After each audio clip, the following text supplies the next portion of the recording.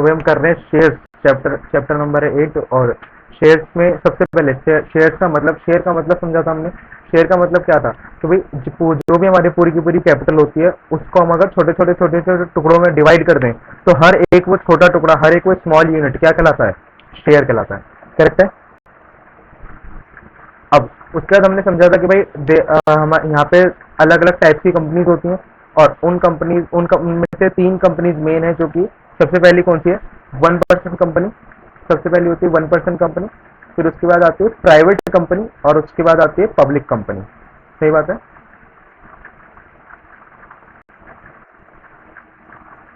Then हमने public का private company के बारे में देखा था कि भाई हर एक को जो भी प्राइवेट कंपनी होती है उस प्राइवेट कंपनी को अपने नाम के आगे क्या लगाना पड़ता है? पीवीटी, मतलब प्राइवेट और डॉट एलटीडी यानी कि लिमिटेड।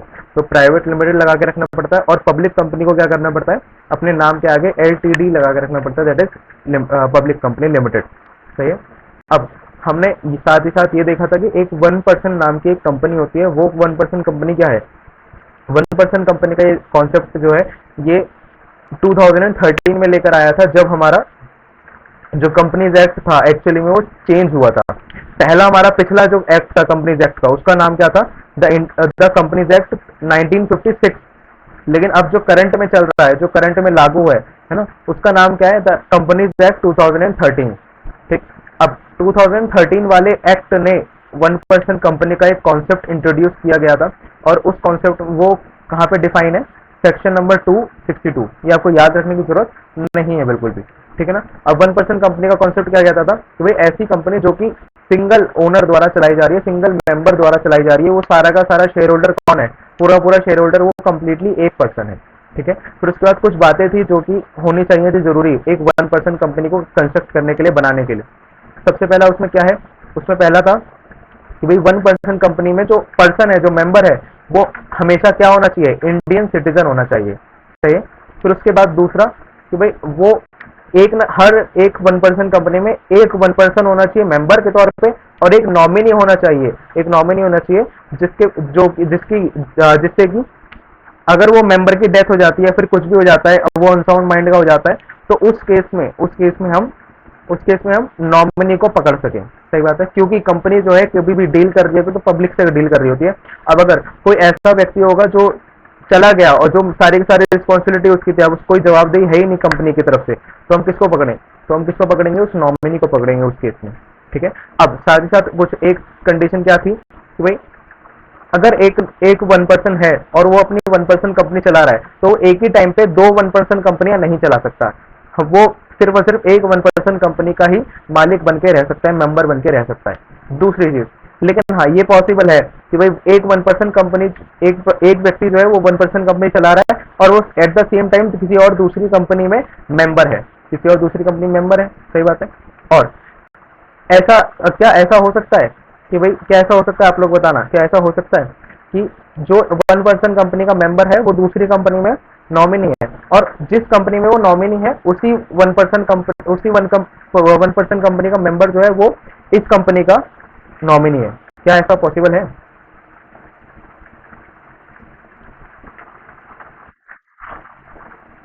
ठीक है। एक ए कंपनी और एक बी कंपनी है। अब मैं ये कह रहा हूँ भाई, सिंपल सी बात कि इस कंपनी का, ए कंपनी का जो मेंबर है, मान लेते हैं इस कंपनी का मेंबर कौन है, मतलब जो मालिक है एक तरीके से, वो कौन है? वंशित। चलिए मिला, मिस्टर बी। मिस्टर बी मान लेते हैं, मिस्टर बी।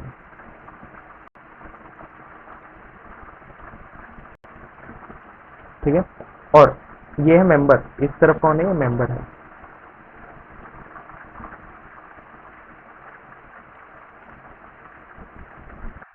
मेंबर है मिस्टर बी, मतलब मालिक एक तरीके से 1% कंपनी।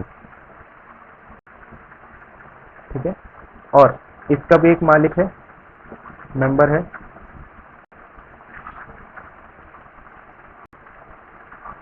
और वो मेंबर का नाम क्या है? Mister R. ठीक है भाई। अब यही जो मिस्टर बी है, इस कंपनी का कौन बना हुआ है? नॉमिनी बना हुआ है। और इस कंपनी का ये मिस्टर आर जो है, मिस्टर आर इस कंपनी का नॉमिनी बना हुआ है, तो क्या ये पॉसिबल है?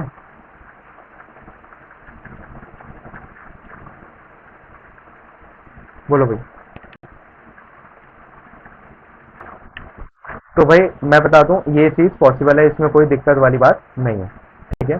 फिर उसके बाद हमने एक कंडीशन क्या पढ़ी थी, एक कंडीशन पढ़ी थी भाई कि जो ओपीसी बना रहे हैं हम, ओपीसी कभी भी चैरिटेबल पर्पसेस के लिए नहीं बना सकते। दूसरा, वो कभी भी हम non banking financial investment activities के लिए नहीं बना सकते। यहाँ पर लिखा हुआ है चैरिटेबल पर्पसेस के लिए नहीं बना सकते और non banking financial investment activities के लिए नहीं बना सकते। सही बात है।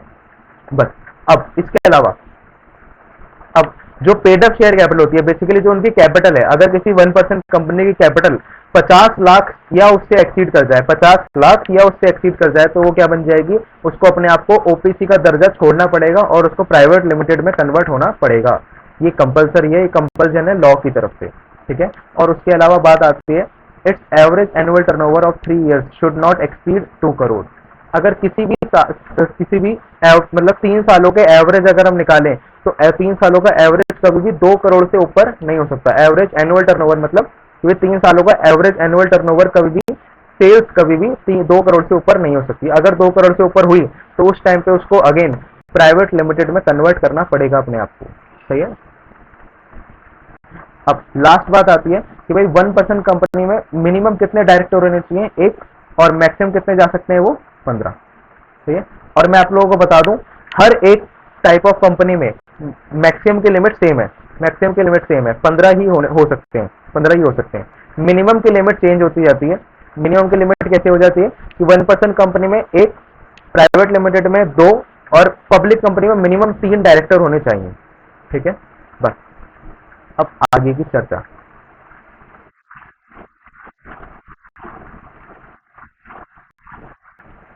अब शेयर हमने बात करी थी शेयर की, अब थोड़ा सा टॉपिक पे आ रहे हैं वापस से। अब जो आज का नया टॉपिक शुरू हो रहा है। अब टॉपिक का नाम क्या है, difference between preference shares and equity shares. उससे पहले आपका एक छोटा सा होमवर्क मैं दे दूं आज की क्लास का। वो होमवर्क क्या है, वो होमवर्क है आपकी छोटा सा कि आपके ना, आपकी बुक में एक डिफरेंस दे रखा है, डिफरेंस दे रखा है। वो डिफरेंस किस चीज का है, difference between OPC, private company और पब्लिक कंपनी। इन तीनों का वो जो डिफरेंस है, उस डिफरेंस को आपको पढ़ना है, उस डिफरेंस को आपको पढ़ के रखना है। आज पढ़ोगे, क्लास खत्म होने के बाद तुरंत बाद उसको पढ़ना है आपको। ठीक है। चलिए, अब शेयर, अब शेयर जो होते हैं ना, शेयर, वो शेयर्स दो तरीके के होते हैं। कितने तरीके के होते हैं, दो। पहला कौन सा है, प्रेफरेंस शेयर्स, और दूसरा कौन सा है, इक्विटी शेयर्स। अब भाई प्रेफरेंस का मतलब क्या होता है, आप लोग बताओ। प्रेफरेंस, प्रेफरेंस बोले तो क्या, प्रेफरेंस शेयर्स का मतलब होता है भाई कि किसी के ऊपर प्रायोरिटी। प्रेफरेंस का मतलब इसको पहले रखना, आगे रखना। तो ऐसे ही हमारे शेयर्स में होता है कि भाई प्रेफरेंस शेयर्स होते हैं और इक्विटी शेयर्स होते हैं। प्रेफरेंस शेयर्स को हमेशा आगे रखा जाता है। अब आगे किस चीज में रखा जाता है, सबसे पहले चीज डिविडेंड पे करने में, क्या पे करने में, डिविडेंड। और दूसरी चीज, कभी भी अगर कंपनी बंद होती है या फिर शेयर का पैसा वापस किया जाता है, तो शेयर वालों को जो पैसा वापस किया जाता है उसमें सबसे पहले किसको पैसा दिया जाएगा, प्रेफरेंस शेयर वालों को, और फिर उसके बाद इक्विटी वालों को। अब सर ये डिविडेंड क्या होता है, अब डिविडेंड क्या होता है, डिविडेंड का मतलब अगर आपने 11th क्लास में समझा हो तो डिविडेंड का मतलब क्या होता है कि जो आपने इन्वेस्टमेंट करी है, फिर जो आपने शेयर में पैसा लगाया है किसी भी कंपनी के, उसके बदले आपको कितना रिटर्न मिल रहा है डिविडेंड के रूप में। मतलब एक तरीके, डिविडेंड एक तरीके से इंटरेस्ट है, डिविडेंड एक तरीके से इंटरेस्ट है। जैसे आप कहीं पे बैंक में कहीं पे इन्वेस्टमेंट करते हो, डिपॉजिट करके रखते हो सेविंग्स अकाउंट में, और उसके ऊपर आपको इंटरेस्ट मिलता रहता है ना, वैसे ही शेयर्स है। अब शेयर्स में जो पैसा मिलता है, उसके ऊपर रेगुलर बेसिस पे पैसा मिलता रहता है, वो डिविडेंड कहलाता है, ना कि इंटरेस्ट कहलाता है। ठीक है, वो डिविडेंड कहलाता है भाई। ठीक है। एक कॉन्सेप्ट और आता है, एक कॉन्सेप्ट और आता है छोटा सा, वो आता है डिबेंचर्स का, जो कि इसके बाद का चैप्टर है। वो हमारे सिलेबस में नहीं है अभी, मिड टर्म में सिलेबस में नहीं है, लेकिन हाँ वो बाद में आता है डिबेंचर्स के नाम पर। अब वो डिबेंचर्स एक तरीके क्या होता है, लोन होता है जो कि कंपनी उठाती है पब्लिक से। अब उसके ऊपर उसको क्या देना होता है, इंटरेस्ट देना होता है। तो ये छोटा सा डिफरेंस है इंटरेस्ट और डिविडेंड के बीच में। कि भाई डिविडेंड क्या होता है, डिविडेंड होता है कि भाई हमें जब शेयर्स के ऊपर हमें रिटर्न मिल रहा है कंपनी की तरफ से तो वो होता है डिविडेंड, और जब डिबेंचर्स के ऊपर रिटर्न मिल रहा है हमें कंपनी से तो उसको कहते हैं हम इंटरेस्ट। ठीक है, इस चीज का ध्यान रहेगा सभी को। एक बार थम्स अप हो जाए सबसे। डिबेंचर एक तरीके का लोन होता है जो कि हम पब्लिक से लेते हैं, हम मतलब कंपनी, कंपनी पब्लिक से लेती है और उसके बदले कंपनी को, पब्लिक को क्या देना पड़ता है, इंटरेस्ट देना पड़ता है। ठीक है भाई, अब इस अभी भी अगर कुछ समझ ना आया हो तो बताइए, कोई कोई ऐसा व्यक्ति, कोई ऐसा कैंडिडेट जिसको कुछ समझ ना आया हो या कुछ पूछना हो वापस से। अब हम बढ़ रहे हैं आगे, सबसे पहले डिफरेंस के ऊपर बात कर रहे हैं।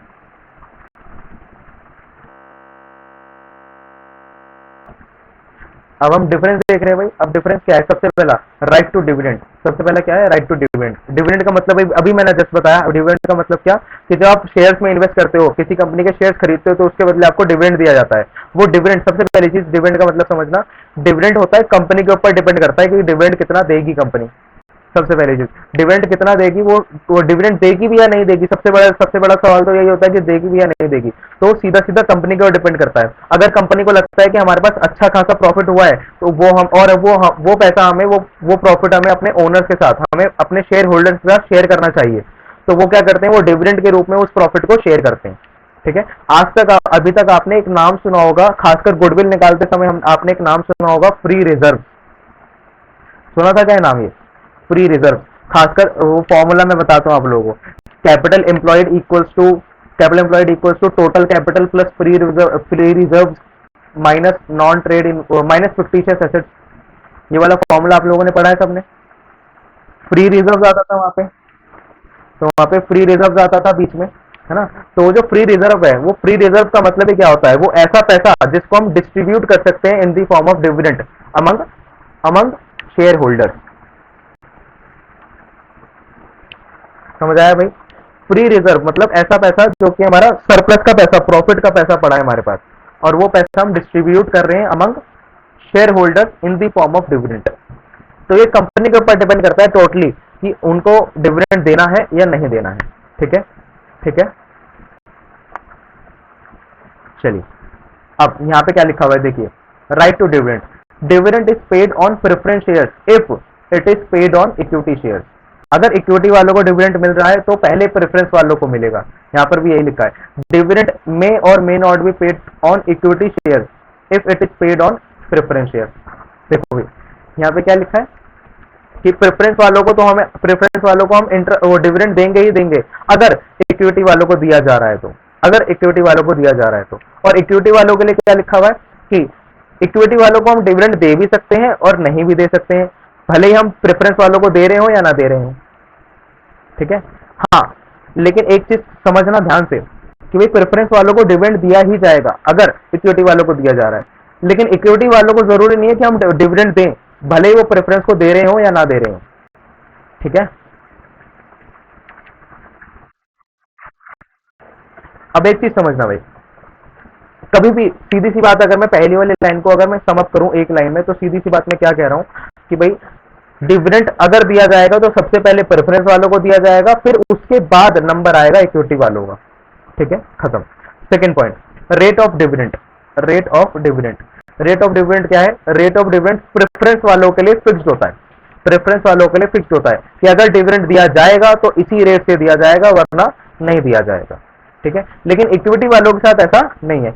इक्विटी वालों का जो होता है, rate of dividend is proposed by the board of directors every year and director declared by share holders देखो भाई, ये कॉन्सेप्ट बहुत बड़ा है डिविडेंड का, इसके लिए सेक्शन लगते हैं बहुत सारे कंपनीज के, खुद में एक बहुत बड़ा एक्ट है, खुद में एक बहुत बड़ा इसका सेक्शन है जो कि हमें पढ़ने को मिलता है आगे जाके, अगर ग्रेजुएशन वगैरह करते हो आप और लॉ पढ़ते हो, अगर आप कभी भी आप कंपनी लॉ पढ़ते हो तो। ठीक है, तो उस टाइम पे आपको मिलता है ये चीज पढ़ने को। लेकिन फिलहाल अगर आप देखें तो मैं आपको इन सिंपल टर्म्स अगर मैं बता दूं तो प्रेफरेंस वालों को फिक्स्ड रेट से डिविडेंड दिया जाता है और इक्विटी वालों को ऐसा कोई फिक्स्ड रेट नहीं है। वो कौन फिक्स करता है, वो खुद बोर्ड ऑफ डायरेक्टर्स फिक्स करते हैं और उस हिसाब से उनको रेट ऑफ डिविडेंड दिया जाता है, मतलब यूं कहूं कि डिविडेंड दिया जाता है। ठीक है, फिर उसके बाद अरियर्स ऑफ डिविडेंड। अब यहाँ पे अरियर्स का मतलब कि अगर डिविडेंड नहीं दिया तो अगर डिविडेंड नहीं दिया तो इफ प्रेफरेंस शेयर और कम्युलेटिव प्रेफरेंस शेयर, इस वाले पॉइंट को आप रहने दें। हाँ जी बोलिए। तो इस वाले पॉइंट को अभी आप रहने दीजिए, मैं थोड़ी देर में बताऊंगा अगर मेरे को बताना होगा तो, ठीक है। वैसे सिंपल टर्म्स में अभी लास्ट में बता दूंगा। हाँ लेकिन सबसे पहले यहाँ पे आ जाइए convertibility.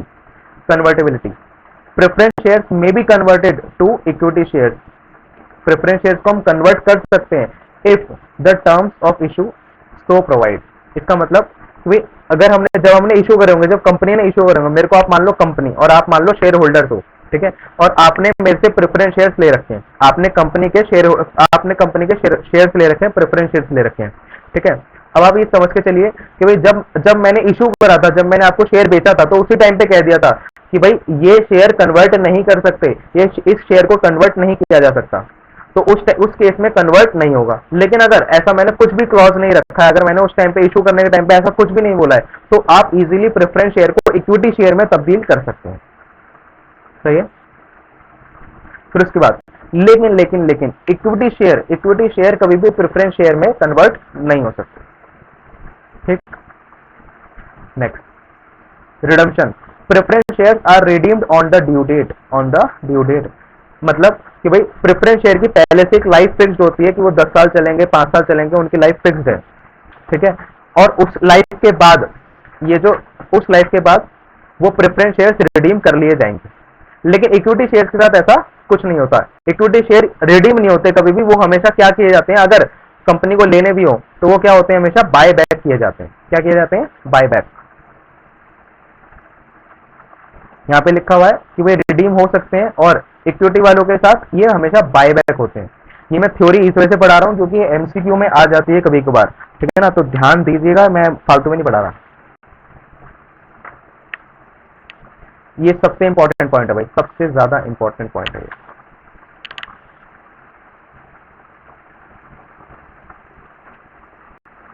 Very very very important. Preference shares वालों को वोटिंग राइट नहीं मिलता, प्रेफरेंस शेयर्स वालों को वोटिंग राइट नहीं मिलता, लेकिन इक्विटी शेयर होल्डर्स को वोटिंग राइट मिलता है। वोटिंग राइट किस चीज का?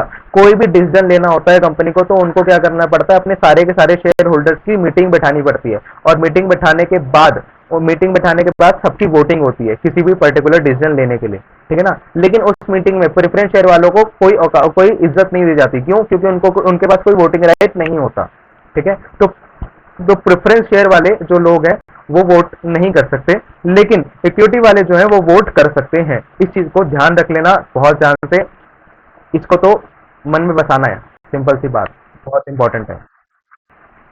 तो रीपेमेंट ऑफ कैपिटल, अब रीपेमेंट ऑफ कैपिटल ये बहुत इंपॉर्टेंट पॉइंट है। क्या होता है भाई? वाइंडिंग अप का मतलब मालूम है? आपने डिसोल्यूशन, आपने चैप्टर सुना है, कई जो मेरे कई है, आप लोगों में से कईयों ने डिसोल्यूशन चैप्टर कर लिया है ना। तो डिसोल्यूशन चैप्टर जो है, डिसोल्यूशन का मतलब क्या है कि भाई जब कंपनी खत्म हो जाती है, बंद हो जाती है, फर्म जो है बंद हो जाती है ना, उसी का दूसरा वर्ड होता है वाइंडिंग अप। वाइंडिंग अप, तो वाइंडिंग अप के टाइम पे क्या होता है, सारे के सारे लोगों को हमें पैसा पे करना पड़ता है, जितने भी हमारे पैसे जिनसे भी हमने पैसा ले रखा है उन सबको हमने पैसा पे करना पड़ता है, ठीक है ना। अब शेयर होल्डर तो कौन है? मालिक है ना। तो मालिक का नंबर तो सबसे लास्ट में आता है, मालिक का नंबर तो सबसे लास्ट में आता है। अब उसमें भी प्रेफरेंस और इक्विटी, अब प्रेफरेंस और इक्विटी वालों में से सबसे पहला नंबर किसका लगता है? प्रेफरेंस वालों का। क्यों? नाम में ही प्रेफरेंस है भैया, नाम में प्रेफरेंस है। सबसे पहले अगर प्रायोरिटी दी जाएगी, पैसा वापस करने का सिनेरियो आएगा तो सबसे पहले किसको पैसा वापस किया जाएगा? प्रेफरेंस शेयर होल्डर्स को, और उसके बाद पैसा वापस किया जाएगा इक्विटी वालों को, अगर बचा तो, ठीक है। ये बहुत ज्यादा इंपॉर्टेंट चीज है। On winding up the preference share capital is repaid before the equity share capital is paid. On winding up, equity share capital is repaid after the preference share capital is paid. इसमें कोई दिक्कत दुविधा किसी को?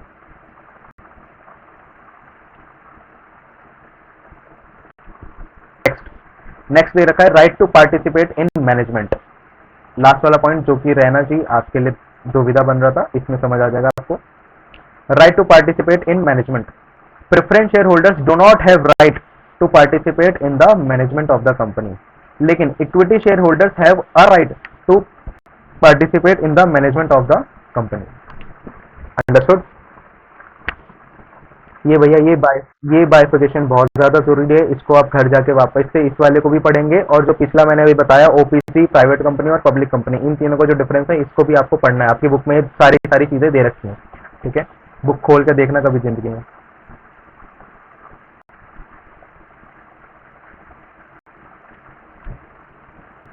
Share जो होते हैं हमारे, एक व्यक्ति से दूसरे व्यक्ति के पास जा सकते हैं। जैसे कि मेरी कंपनी है और मेरे कंपनी के आप लोग शेयर होल्डर्स हो, ठीक है ना। अब इसमें से बस एक एक व्यक्ति नहीं है, वंशित हमारा शेयर होल्डर नहीं है। अब हिमांशु के पास शेयर पड़े हुए, तो वो शेयर हिमांशु ने वंशित को ट्रांसफर कर दिए, तो ये चीज पॉसिबल है, ठीक है।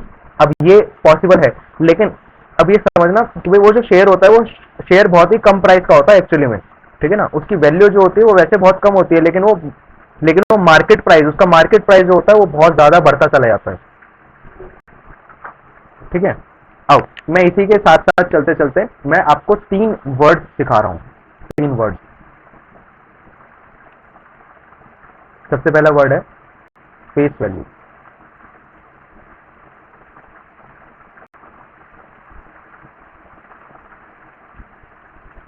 सबसे पहला वर्ड है फेस वैल्यू। और फेस वैल्यू का मतलब क्या होता है?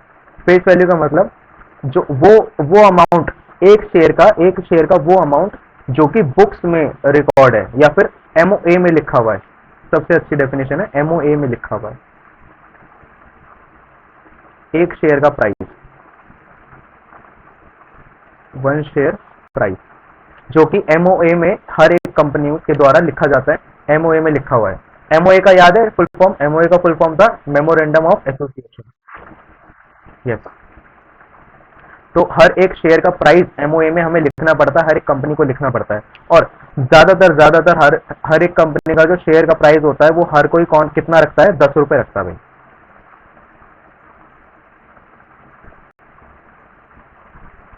ठीक है। हर कोई कितना रखता है? 10 रुपए। अब रिलायंस की मैं बात करूं, हाँ फेस, हाँ हर एक शेयर का अगर कंपनी में 5 लाख शेयर है तो 5 लाख शेयर का हर एक शेयर का 10 रुपए, यानी कि 50 लाख रुपए, ठीक है। अब ये तो हो गई फेस वैल्यू। अब अगर मैं बताऊं आपको एग्जांपल के तौर पे रिलायंस, रिलायंस इंडस्ट्रीज लिमिटेड,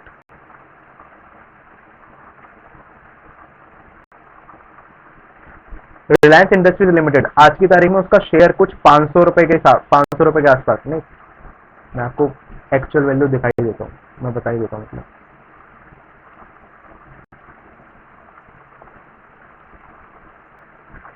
ठीक है। लेकिन अगर मैं इसकी फेस वैल्यू की बात करूं, जो इन्होंने एमओए में लिखा हुआ है अपने, वो कितना है? वो है 10 रुपए।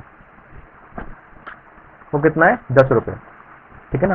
तो जो फेस वैल्यू है, वो फेस वैल्यू क्या है? 10 रुपए। और ये जो मार्केट में फ्रीली ट्रांसफरेबल शेयर है, इसकी वैल्यू कितनी हो रखी है आज की तारीख में? एक शेयर की वैल्यू है ये, एक शेयर की वैल्यू 2451, ठीक है। राउंड अप कर देता हूँ मैं, 2450 कर देता हूँ, ठीक है। तो इस वैल्यू को हम क्या कहते हैं? मार्केट प्राइस कहते हैं। इस वैल्यू को क्या कहते हैं भाई? मार्केट प्राइस, ठीक है।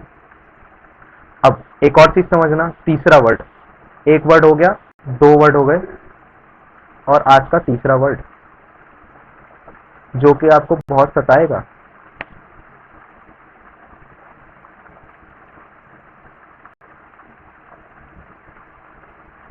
Issue price. इसका वर्ड का क्या क्या वर्ड है ये? Issue price. कि मतलब एक कंपनी की अगर उसका वैल्यू कितना है? 10 रुपए का, मतलब फेस वैल्यू उसकी क्या है? 10 रुपए की। फेस वैल्यू क्या है? 10 रुपए की। और उसने, उस कंपनी ने जब अपना पहली बार अपना शेयर बेचने का ट्राई करा, मतलब मार्केट में बेचा, तो मार्केट में बेचने के लिए उन्होंने जो पैसा कोट करा, पैसा बताया कि एक शेयर कितने का बेचेंगे हम, वो पैसे को हम क्या कहते हैं? Issue price. क्या पहली बार जब इशू करा गया, तो या फिर जब भी जितनी बार भी इशू करा जा रहा है, तो उस टाइम पे इशू प्राइस कितना है उस फर्म का, उस एक शेयर का इशू प्राइस कितना है, कि भाई कितने में बेचना चाह रही है कंपनी, ठीक है। तो वो issue price, that is known as issue price. अब वो इशू प्राइस हो सकता है 10 रुपए हो, जितने का फेस वैल्यू हो उतने का ही बेच दिया, उतने का ही बेच रहे हैं वो। हो सकता है 12 रुपए हो सकता है 12 रुपए है ना, हो सकता है 8 रुपए हो, ठीक है। तो अब जब ये 12 रुपए का बेच रहे हैं, 12 रुपए का बेच रहे हैं मतलब 2 रुपए एक्स्ट्रा पे बेच रहे हैं, तो वो जो 2 रुपए एक्स्ट्रा है, उसको हम क्या कहते हैं? प्रीमियम। उसको हम क्या कहते हैं, प्रीमियम। और इस 2 रुपए कम पे बेच रहे हैं, ये जो 2 रुपए कम पे बेच रहे हैं, ये जो 2 रुपए कम पे बेच रहे हैं, इसको हम क्या कहेंगे, डिस्काउंट।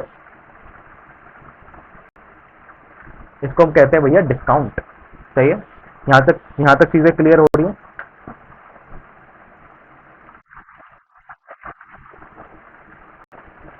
और एक और नाम मैं लिख रहा हूं, अरे अरे,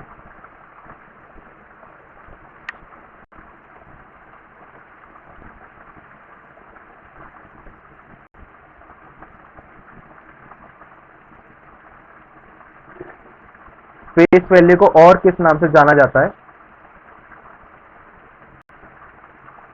सागर भाई कहाँ चले गए क्या?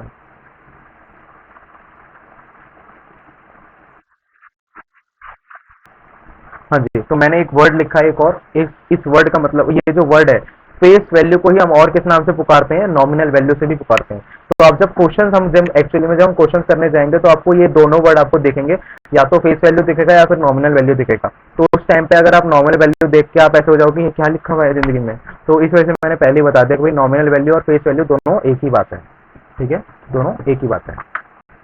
अब इशू प्राइस का मैं बता रहा था, इशू प्राइस का मतलब क्या होता है? इशू प्राइस का मतलब वो पैसा, वो अमाउंट, जिस अमाउंट पे कंपनी ने एक्चुअली में अपना शेयर इशू करा है, मार्केट में बेचा है।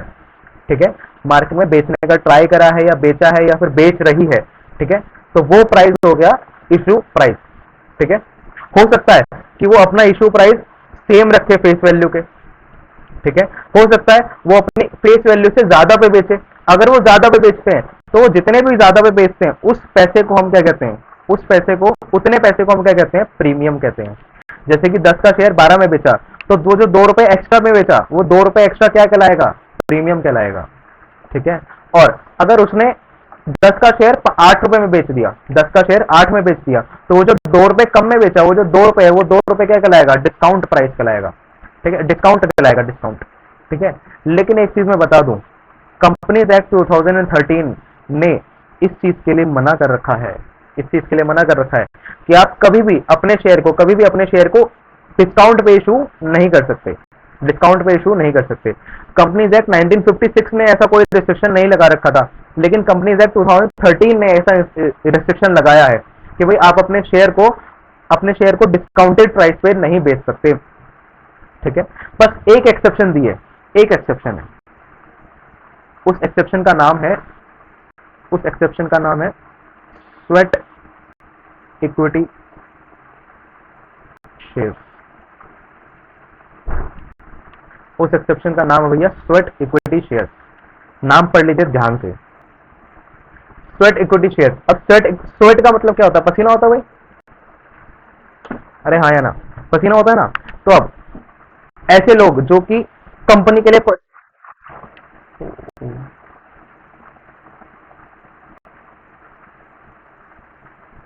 तो स्वेट का मतलब क्या होता है, स्वेट का मतलब होता है पसीना,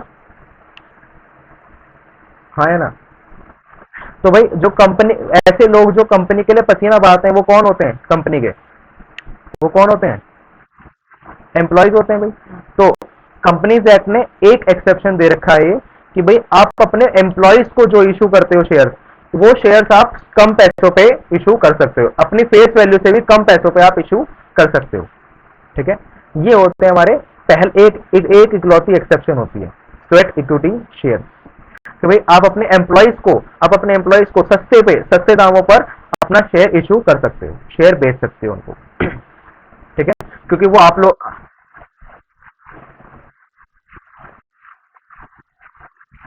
हाँ, मिनिमम इतने का शेयर है जो हमने बुक में अपने फाइनेंशियल स्टेटमेंट में या फिर एमओए में लिखा हुआ है उतने का, कि भाई इतने का, तो अब इतने की फेस वैल्यू है, इतने का हमारा मिनिमम शेयर है, एक शेयर अगर आपको खरीदना है तो 10 रुपए देने पड़ेंगे। ठीक है ना। अब लेकिन एक एक्सेप्शन क्या है कि भाई आपको मिनिमम 10 रुपए से भी कम अगर आपको चाहिए तो आपको क्या होना पड़ेगा, उस कंपनी का एम्प्लॉय बनना पड़ेगा। और अगर आप उस कंपनी के एम्प्लॉय हो तो आप किसी भी उस कंपनी के शेयर को आप प्राप्त कर सकते हो कम डिस्काउंटेड प्राइस पे, और वो डिस्काउंटेड प्राइस पे इशू करने का सारा जिम्मेदारी है, फिर सारे के जो हक है वो किसके पास होता है? बोर्ड ऑफ डायरेक्टर्स के पास होता है। वो इस बातों में खैर नहीं पढ़ना, आपको कोई दिक्कत नहीं है, लेकिन बस एक एक्सेप्शन ये मान के चलना, एक एक्सेप्शन है कि भाई आप कभी भी, अब वैसे तो आप अपने कभी भी शेयर को किसी भी डिस्काउंटेड प्राइस पे इशू नहीं कर सकते, लेकिन उसकी एक एक्सेप्शन है, आप अपने एम्प्लॉइज को in the form of sweat equity share के रूप में आप अपने एम्प्लॉइज को जो शेयर है उसको अपनी फेस वैल्यू से कम पे इशू कर सकते हो। ठीक है, ठीक है, ठीक है। क्या लिखा हुआ है यहाँ पे? Issue price. फॉर एग्जाम्पल हमने नॉमिनल वैल्यू मतलब फेस वैल्यू हमने रखा 100 रुपए का। कितने रुपए का? 100 रुपए का। अब हमने इशू कितने पे करा? इशू करा 100 रुपए पे, तो इसको हम क्या कहते हैं? At par. पार का मतलब जितने का फेस वैल्यू है उतने पे ही इशू करना, that is known as par, that is known as at par. ठीक है ना? तो 100 रुपए का शेयर था, 100 रुपए पे इशू कर दिया, 100 रुपए का शेयर था, 100 रुपए पे इशू कर दिया, that is known as issue at par. ठीक है। अब लेकिन अगर आपने इशू करा 120 रुपए पे, 100 का शेयर 120 रुपए पे इशू करा, तो मतलब आपने प्रीमियम पे इशू करा। प्रीमियम पे इशू करने का मतलब क्या हो गया कि आपने फेस वैल्यू से ज्यादा वैल्यू पे इशू करा, तो वो कैसा हो गया? वो कैसा केस हो गया? At premium, at premium. तो इसमें ये जो बातें अभी लिखी हुई हैं, ये वाली अभी थोड़ी देर में समझ आ जाएगी, थोड़ी देर में समझ आ जाएगी। अभी बस इतना समझ के चलिए, वे प्रीमियम में इशू करा, एट पार पे इशू करा, और तीसरा क्या है? At discount.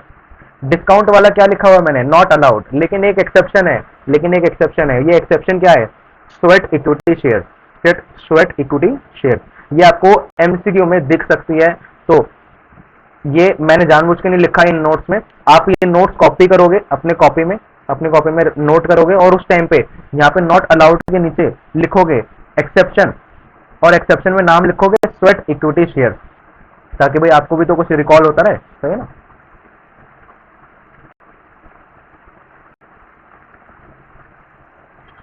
ठीक है भाई। अब मैं कुछ बताने जा रहा हूं जो कि अकाउंटिंग में, एक्चुअली में जो हम करने वाले हैं पूरी अकाउंटिंग में इस चैप्टर में, वो वहां पर मैं लेके जा रहा हूं धीरे धीरे। नोट्स जो है भाई, वो मेरी जो क्लास रिकॉर्डिंग है उनके डिस्क्रिप्शन बॉक्स में लिंक है पड़ा हुआ पीडीएफ ड्राइव का, तो वो ड्राइव में मिल जाएंगे आपको नोट्स। ठीक है, तो मैं अलग से ग्रुप में नहीं देने वाला।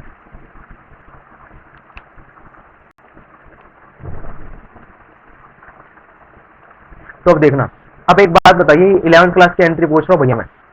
जब मैं कैपिटल इंट्रोड्यूस करता हूँ, जब मैं बिजनेस में कैपिटल इंट्रोड्यूस करता हूँ, तो उसकी एंट्री कैसे होती है? उसकी एंट्री क्या होती है? जल्दी बता दो फटाफट। तो भाई एंट्री कैसे होती है? जब भी हम कैपिटल इंट्रोड्यूस करा करते थे कैपिटल बिजनेस में 11th क्लास तक या आज तक भी, है ना? तो एंट्री कैसे होती है? कैश अकाउंट, कैश या bank account debit to capital account, yes और नो। बस क्योंकि अब हम शेयर्स की बात कर रहे हैं, क्योंकि हम पैसा जो मंगा रहे हैं वो इन दी फॉर्म ऑफ शेयर्स मंगा रहे हैं, और सामने वाले जो पैसे दे रहे हैं वो हमारे क्या बन रहे हैं? ओनर। तो मतलब वो जो पैसा दे रहे हैं वो क्या है हमारे लिए? हमारी कंपनी के लिए क्या है? वो कैपिटल है कि नहीं है? हाँ या ना बोलो, कैपिटल है कि नहीं है? तो वो कैपिटल है भाई। तो बस इसी वजह से एक नाम थोड़ा सा चेंज हो जाता है। वो क्या चेंज हो जाता है? शेयर कैपिटल नाम आ जाता है भैया। नाम क्या हो जाता है? कैश या bank account debit to share capital account. ठीक है, इसका मतलब पूरा फिर से एक बार मैं वापस से रिपीट करूंगा कि भाई जब सामने वाले ने हमें पैसा दिया, मतलब जो जैसे कि मैं कंपनी हूं और आप लोग मेरे शेयर होल्डर्स हो, मैंने आपको शेयर्स बेचे और आपने मुझे उस शेयर के बदले पैसा दिया, तो वो जो आपने पैसा दिया मेरे को, वो पैसा जो दिया मेरे को, है ना, वो पैसा जो दिया, वो पैसा मेरे लिए क्या है? कंपनी के लिए क्या है? कैपिटल है कि नहीं है? देखो ये पैसा पैसा है ना ये। ठीक है, गांधी जी, करारा गांधी है भाई, है ना? तो ये गांधी आप लोगों ने मुझे दिया, तो ये क्या बन गई मेरे लिए? कैपिटल बन गई। मैं जानबूझ के वीडियो में दिखा रहा हूं ताकि आप छीन ना लो मुझसे। क्या बात है, देखा स्मार्ट हूं मैं।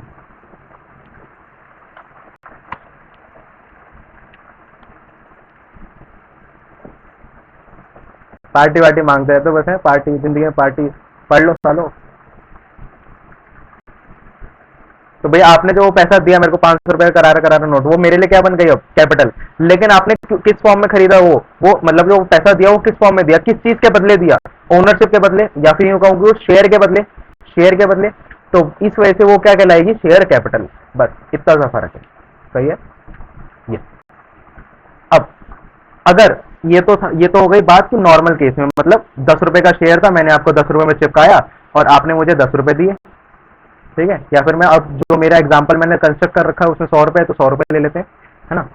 तो आप वो 100 रुपए का शेयर था, मैंने आपको 100 में चिपकाया और आपने मुझे 100 रुपए दे दिए, तो मेरे पास 100 रुपए आ गए और आपके कैपिटल के रूप में आ गया कितना पैसा, 100 रुपए आ गया, ठीक है।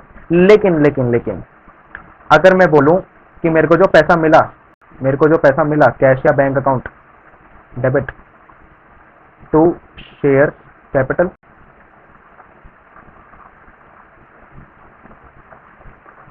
अब मेरे को पैसा कितना मिला, पैसा मिला मेरे को 120 रुपए, और 120 रुपए मतलब मैंने इसको प्रीमियम में इशू करा, मैंने इसको प्रीमियम पे इशू करा, हाँ या ना, मैंने इसको प्रीमियम पे इशू करा। अब जब मैंने प्रीमियम पे इसको इशू करा, तो मेरे को 120 रुपए मिले आपसे, 100 की जगह 120, मतलब जो 100 रुपए का शेयर था उसको मैंने 120 में चिपकाया आपको, और आपने मुझे 120 रुपए दिए, सही है। लेकिन आपकी कैपिटल कितने से बढ़ेगी, कैपिटल सिर्फ और सिर्फ 100 रुपए से बढ़ेगी, कैपिटल सिर्फ और सिर्फ कैपिटल सिर्फ और सिर्फ 100 रुपए से बढ़ेगी, क्योंकि वो जो 20 रुपए का पैसा, 20 रुपए जो है वो तो मेरी कमाई है, वो मेरी कमाई है। आपने वो जो 20 रुपए एक्स्ट्रा दिए मेरे को, वो तो मेरी कंपनी के नाम के दिए ना, कि मेरी मेहनत के नाम के दिए, मेरे चेहरे के नाम के, मेरी मेहनत के नाम के दिए कि भाई हाँ ये कंपनी में ग्रोथ हो सकती है, मेरा पैसा और बढ़ेगा, मेरे को डिविडेंड मिला करेगा रेगुलर बेसिस पे। तो वो पैसा जो over and above face value दिया जा गया, वो तो क्या है, कंपनी के लिए प्रॉफिट है, ठीक है ना। और वो जो प्रॉफिट होता है वो कहाँ चला जाता है, वो चला जाता है सिक्योरिटीज प्रीमियम अकाउंट में।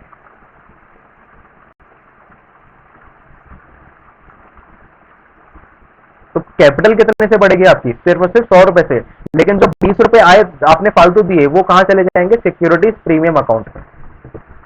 अंडरस्टूड, थोड़ा थोड़ा समझ आया। अब वा, अब वापस से मैं अपने नोट्स पे आ रहा हूँ ताकि आपको मैं समझा सकूं मैंने वहां पे क्या लिखा हुआ था। तो अब देखो भाई, फटाफट देखो।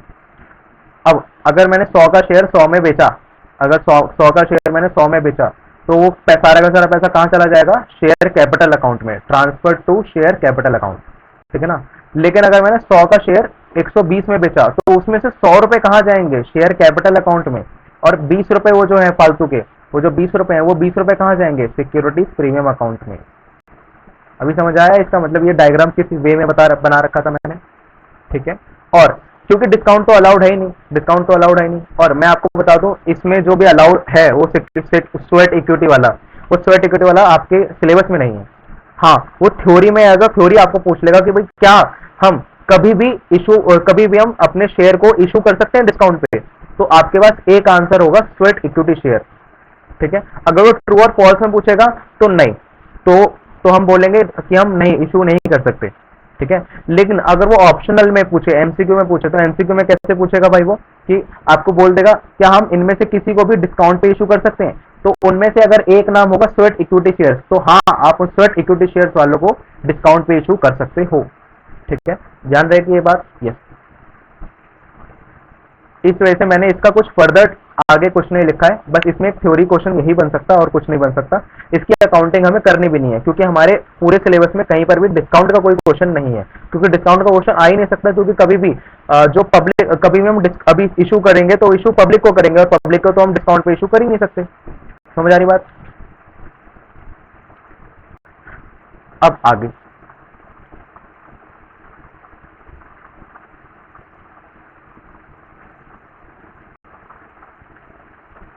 अब सुनना भाई, अरे हो जा छोटा सा, हो जा, हाँ अब ज्यादा हो गया।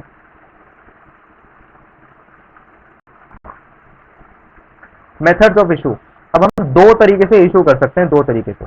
एक तो होता है लमसम, एक होता है लमसम, और एक होता है इंस्टॉलमेंट, एक होता है इंस्टॉलमेंट। अभी हम बात किसकी कर रहे हैं, सिर्फ और सिर्फ लमसम की। ये लमसम नहीं है, लमसम है भाई, लमसम LUM है, LUMP, ठीक है। तो ज्यादा अपने ख्वाबों को मत दौड़ाना, लमसम, ठीक है। लमसम का मतलब होता है सारा का सारा पैसा इकट्ठा मंगा लेना, एक बार में मंगा लेना, ठीक है, एक बार में मंगा लेना। मतलब अगर मेरा शेयर था 10 रुपए का, तो पूरे के पूरे एक शेयर के बदले वो पूरे के पूरे 10 रुपए मैंने एक बार में मंगा लिए, ठीक है ना। मैंने आपसे बोला पूरे के पूरे 10 रुपए अभी के अभी दो, पूरे एक बार में, ठीक है। तो सारा पैसा एक बार में मंगा लेना, that is known as lump sum method, ठीक है। लेकिन जो सबसे ज्यादा यूज करा जाता है प्रैक्टिकली, और आपके क्वेश्चंस में भी आपको यही मिलेगा, क्योंकि ये मुश्किल है ना। और सीबीएसई को तो मुश्किल पसंद है, आसान तो वो देंगे नहीं, वरना नंबर बांटने पड़ेंगे फ्री में। तो इंस्टॉलमेंट, इंस्टॉलमेंट आती है भाई। अब इंस्टॉलमेंट का मतलब क्या कि पैसे टुकड़ों में मंगाना। पैसे टुकड़ों में मंगाने से क्या मतलब है कि भाई 10 रुपए थे, उसको मैं अलग अलग टुकड़ों में मंगा रहा हूँ। अलग अलग टुकड़ों में मंगाने का क्या मतलब है कि जैसे मैंने 3 रुपए एप्लीकेशन के साथ मंगा लिए, यहाँ पे लिखा हुआ है 3 रुपए एप्लीकेशन के साथ मंगा लिए, 2 रुपए अलॉटमेंट के साथ मंगा लिए, 1 रुपया फर्स्ट कॉल के साथ मंगा लिया, और बाकी का बैलेंस मैंने सेकंड एंड फाइनल कॉल के साथ मंगा लिया। अब ये जो कॉल वाला सिस्टम है, कॉल वाला, ये कॉल कितनी भी हो सकती है, एन नंबर ऑफ कॉल हो सकती है, ठीक है। First call, second call, third call, fourth call, कितनी ही कॉल्स हो सकती हैं, ठीक है ना। तो उसमें कोई दिक्कत नहीं है। लेकिन आपको मैं बता दूं, आपके सिलेबस के लिए क्या रेलेवेंट है, आपके सिलेबस के लिए मैक्सिमम से मैक्सिमम थर्ड कॉल तक दे रखा है, मैक्सिमम से मैक्सिमम थर्ड कॉल तक, और मोस्ट ऑफ द केसेस में सेकंड एंड फाइनल कॉल तक दे रखा है, ठीक है। तो उससे ज्यादा बनाना ही नहीं है। तो मैंने इस वजह से एग्जांपल में भी अपने क्या लिखा है, सिर्फ और सिर्फ final, second and final call, ठीक है। जो भी हमारी लास्ट कॉल होती है उसको हम ऐसे लिखते हैं कि सेकंड एंड फाइनल कॉल। जैसे अगर हमारी लास्ट कॉल फोर्थ कॉल है, तो हम उसको ऐसे लिखेंगे फोर्थ एंड फाइनल कॉल। तो उस टाइम पे हमारी सारी की सारी इंस्टॉलमेंट के नाम क्या होंगे, application, allotment, first call, second call, third call, fourth and final call. अगर वो फोर्थ हमारी लास्ट है तो, ठीक है ना, अगर फोर्थ हमारी लास्ट है तो, ठीक, ये चीज समझ आई। अब ये एप्लीकेशन, अलॉटमेंट, ये सब क्या दे रखा है जीवन में, ये सब समझ आएगा, ये थोड़ी दिनों, ये नेक्स्ट क्लास में समझ आएगा, ठीक है। अभी हमारा टाइम हो गया है, तो अभी हम यहीं पे रोकते हैं अपनी क्लास। बस एक चीज मैं छोटी सी बता दूं, जो इंस्टॉलमेंट मेथड के बारे में बतानी है। इंस्टॉलमेंट मेथड के बारे में बतानी है कि भाई जो पैसा मंगाया जाता है टुकड़ों में, वो पैसा मंगाने का प्रोसेस क्या होता है। प्रोसेस यही होता है जिस तरीके से ये नाम लिखे हुए हैं, ठीक है। होता क्या है, सबसे पहले मंगाई जाती है एप्लीकेशन, सबसे पहले मंगाई जाती है एप्लीकेशन, उसके बाद मंगाई जाती है अलॉटमेंट, उसके बाद मंगाया जाता है फर्स्ट कॉल के रूप में पैसा, और उसके बाद मंगाया जाता है सेकंड वन फाइनल कॉल के रूप में पैसा। आपके क्वेश्चंस के लिए यहीं तक रेलिवेंट है, ठीक है। अब सर इसका नाम एप्लीकेशन क्यों पड़ा, इसका नाम एप्लीकेशन क्यों पड़ा, तो मैं एक्साइटमेंट में तुम्हें मारूंगा, तुम्हें नेक्स्ट क्लास में बताऊंगा, ठीक है। तो आज की क्लास के लिए यहीं पे ओवर, आज की क्लास यहीं पे होती है समाप्त। नेक्स्ट क्लास में हम मिलेंगे, इन वर्ड्स का मतलब समझेंगे, और एक्चुअली में जो हमें करना है इन क्वेश्चंस में, इस चैप्टर के क्वेश्चंस में, है ना, कि भाई हमें जर्नल एंट्रीज जो पास करनी है, उस बहुत सारी जो जर्नल एंट्रीज है वो जो पास करनी है, वो हम नेक्स्ट क्लास में देखेंगे। बहुत सारी जर्नल एंट्रीज है, जर्नल एंट्रीज दिखाऊं, डराऊं थोड़ा सा तुम लोग को, ये देखो, ठीक है। तो बहुत सारी जर्नल एंट्रीज है, खटाखट करेंगे, फटाफट करेंगे, ताकि ये चैप्टर समाप्त कर सके हम जल्दी से जल्दी। चलो, तो अभी तो होती है रिकॉर्डिंग वालों के लिए क्लास ओवर।